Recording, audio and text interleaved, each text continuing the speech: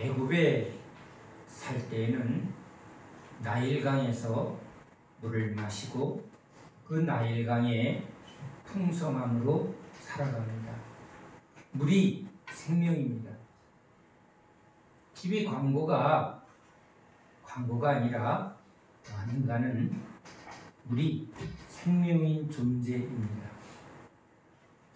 그런데 하나님이 우리를 구원하실 때 이제 나일강이 이게 생명이고 풍요의 근원이라는 것을 삶에서 날마다 경험하고 있는데, 이스라엘 백성들을 그러면 나일강이 아니라 이제 나일강보다 더 크고 더 넓고 더 넘치는 그런 강으로 인도해 주시리라 믿었습니다. 그런데 하나님이 모세를 통해서 인도한 구원의 길에는 나일강이 아니라 반석에서 나오는 생수의 강만 경험합니다. 그런데 이 반석에서 나오는 생수의 강은 이제 날마다 흐르는 강이 아니라 주님이 열어주실 때만 터져나오는 반석의 생수의 강이에요. 주님이 구름기둥 불기둥으로 인도하셔서 보이는 것은 아무것도 없는데 반석 위에 내가 서리니 지팡이로 나를 치라.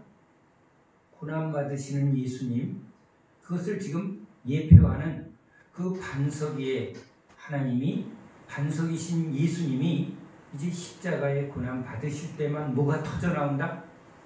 세상이 주지 않는 하늘의 성령의 생명수가 나온다는 거예요. 자, 육의 사람은 애굽에서 나일강으로 먹었습니다. 예수님이 지금 사마리아 여인이 우물물로 지금 목마름을 채우려 합니다. 남편으로 돈으로 목마름을 채우려 합니다. 그런데 예수님이 이제 내가 주는 물은 영원히 목마르지 않는 저 우물물이 아니라 지금 바로 광야에서 주님이 이스라엘 백성들에게 먹게 한 그 반석에서만 나오는 이 생명의 강, 생수의 강. 여러분, 우리 다 같이 예수님을 따라가면 주님은 우리에게 세상의 강물, 세상의 것을 풍요하게 넘치게 약속하는 분이 아니라 뭘 약속하셨어요? 예수님으로만 주시는 성령의 강. 이건 세상에 속한 것이 아니라 하늘에 속한 신령한 운명입니다. 그러니까 광야는요, 세상이 죽는 곳이고 세상에 물이 없는 곳이에요. 사단은 이스라엘 백성들을 속입니다. 세상의 풍요와 번영으로 속입니다. 그것이 복이라고. 그런데 성경은 일관되게 우리를 구원하여 인도하는 길은 저 광야다. 그래서 그 광야에서 누가 먹이는가? 그래서 종들을 주님이 세상 길로 끌고 가지 않고 이제 하나님만 공급하는 그런 아주 좁은 길로 인도합니다. 기웃거리지 마라. 제가 주님한테, 주님, 와이프가 애들 학원비 달라고 그래요. 애들 학원 보내야 되잖아요. 생활해야 되잖아요. 제가 나이 40에 애 둘의 아빠인데 현실이잖아요. 많이도 말고요, 기본만 채워주세요. 기도하고는 궁리했습니다. 야, 어디 가서 뭘 한번 해서 1년치를 어떻게든지 벌어서 확 주고 그냥 주의 일에 집중해야지 하고 궁리하는데, 기도 모임에 어느 자매가 갑자기, 그 자매가 신학생도 아니고 무슨 전도사도 아니고 목사도 아닌데 그냥 평범한 성도예요. 그런데 갑자기 목사님 전화래요. 네? 기웃거리지 마라.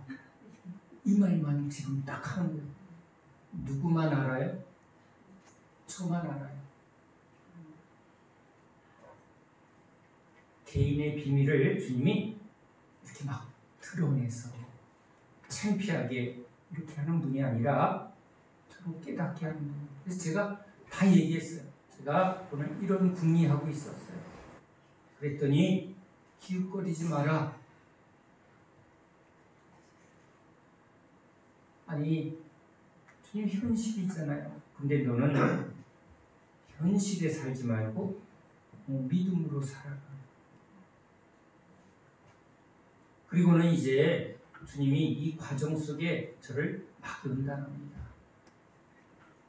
아침에 같이 신학교 가는 우리 신학교 동기 김인근 선교사가 어느 집사님이 쌀 10kg짜리 2개 가져왔대.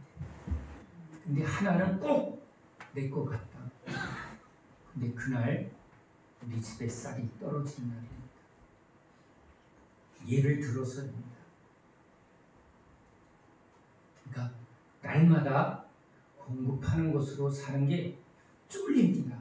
그런데 이 과정을 통과하면 만나로 매일 내리는 것처럼 야, 주님이 날 내리는구나 하고 자유를 주시더라. 여러분, 이건 경험입니다. 은혜입니다. 그 경험이 저의 남은 삶에 뭐가 안 와도 제가 주님을 신뢰하는 믿음이 되었습니다. 믿음은요, 내가 결심하는 게 아니라 주님이 저한테 믿음의 길로 인도할 때 이제 하나하나 제가 경험으로 내 안에 쌓아진 것입니다. 야, 그래. 물론 제 안에 불평이 있습니다. 쌀만 먹고 삽니다. 근데 쌀 말고 주님이 필요한 것 위에 내가 구하는 건 사실은 주님은 너에게 해가 된다.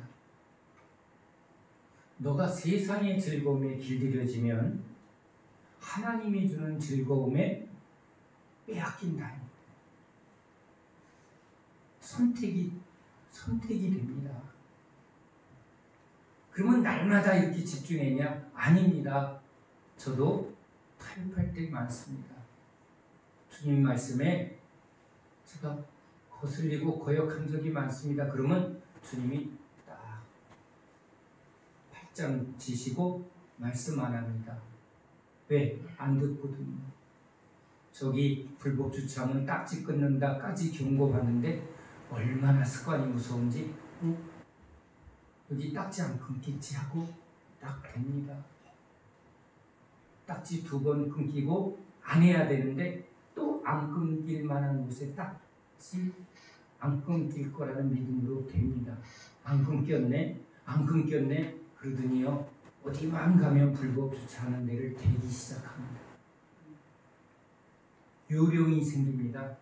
그런데 주님이 그러면요 저기 불법 주차하지 마라라는 그 세미한 음성을 말하지 않습니다.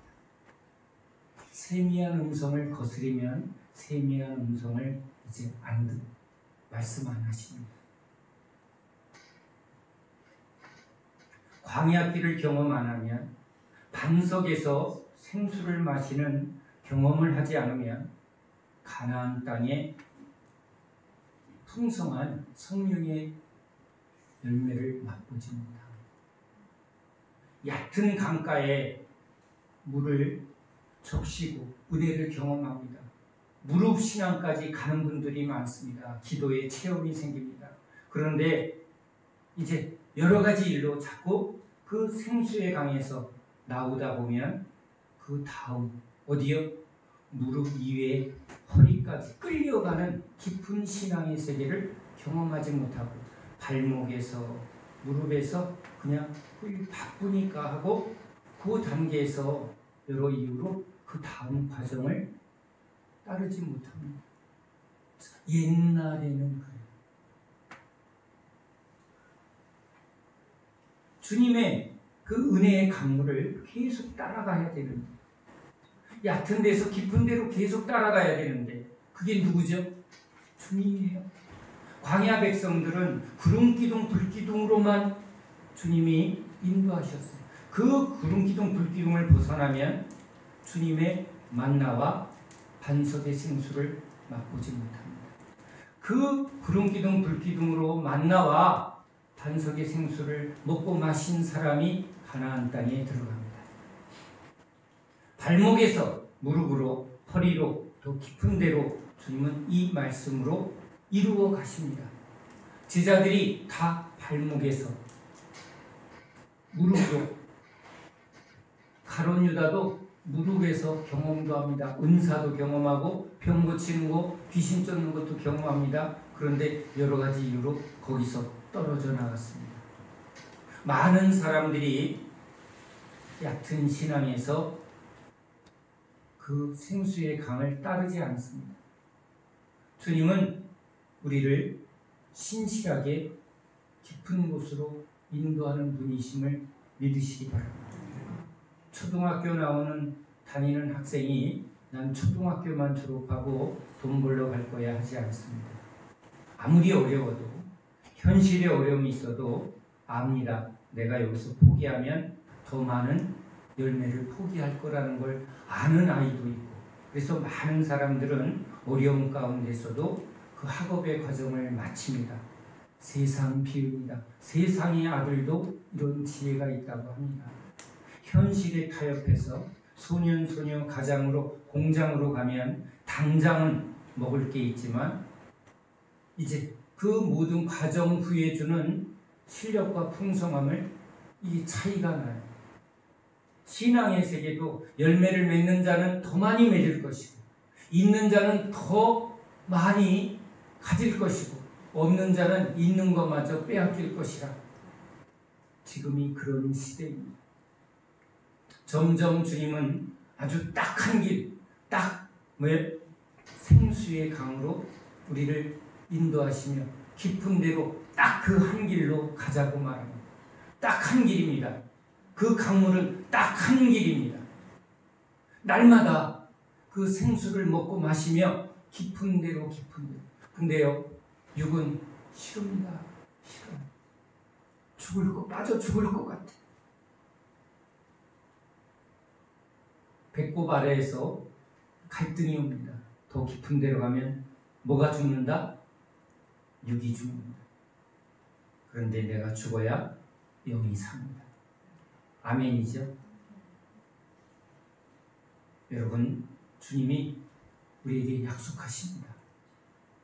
깊은 곳으로 성령의 그 깊고 풍성한 은혜를 이 마지막 때에 늦은 비의 약속으로 우리에게 말씀하시고 집중하라. 깊은 곳으로 내가 인도하리니 이 좁은 길, 딱 한 길, 십자가의 길로 따라오라.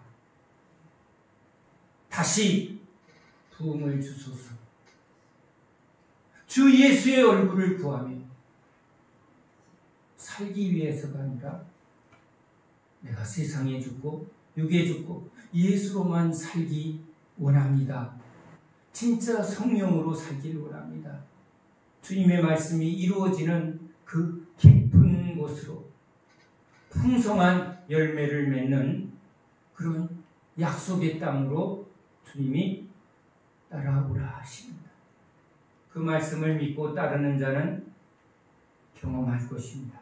살 것입니다. 성령으로 살 것입니다. 열매를 풍성히 맺어 하나님 앞에 드리게 될 줄로 믿습니다.